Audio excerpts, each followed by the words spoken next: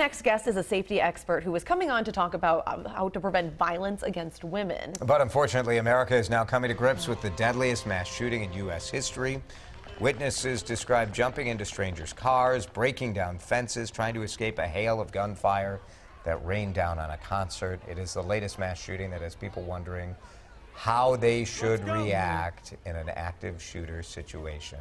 Local violence prevention expert Randy Ferris with Stock and Barrel Gun Club joins us now with advice. Randy, thanks for being with us. My pleasure, Jason. Kylie, I'm glad to be here. You know, this is the kind of shooting that experts have been fearful of forever because you're sitting ducks here. What should people be aware of when they go somewhere public like that?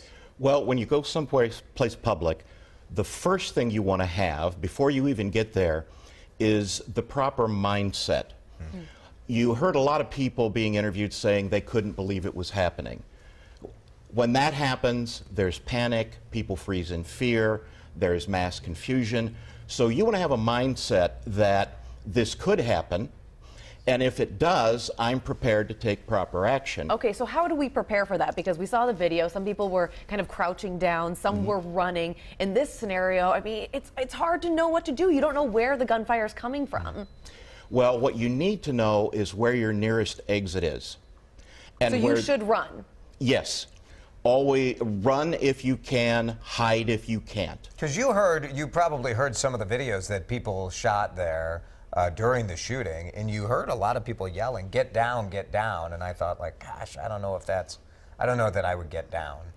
Get out. Yes, get out is the first thing.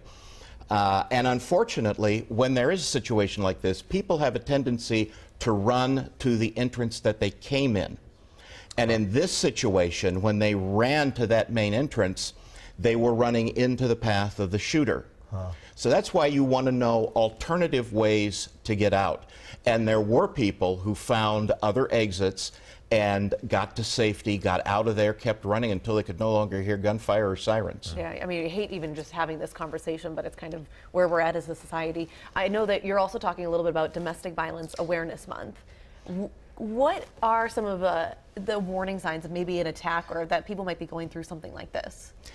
Well, if you have somebody that is in an abusive relationship, you will frequently see that they have withdrawn from interactions with other people. And that is partly because they are being brainwashed by the abuser, who is telling them that they are worthless, that they add no value. They are also controlling them, and they don't want them to have any other social contact. All right, you have a seminar and a class going on this week. A couple things going on. One is the Surviving an Active Shooter seminar on Friday at 6:30, and you also have a class on violence prevention for women, and that's Wednesday at 6 p.m., both at Stock and Barrel Gun Club in Chanhassen. And it's about more than just using a gun for self-defense. It's about the mindset, right? Yes, neither of these classes are shooting classes. Right. Okay. It's all about what you need to know and what you need to do. In fact, the Friday class on Surviving an Active Shooter has already reached capacity, so we've opened up 2 more free classes on Saturday, one at noon and one at 3. Perfect. Okay. All the information at WCCO.com/links. Randy, thanks for coming in. Thank you. My pleasure.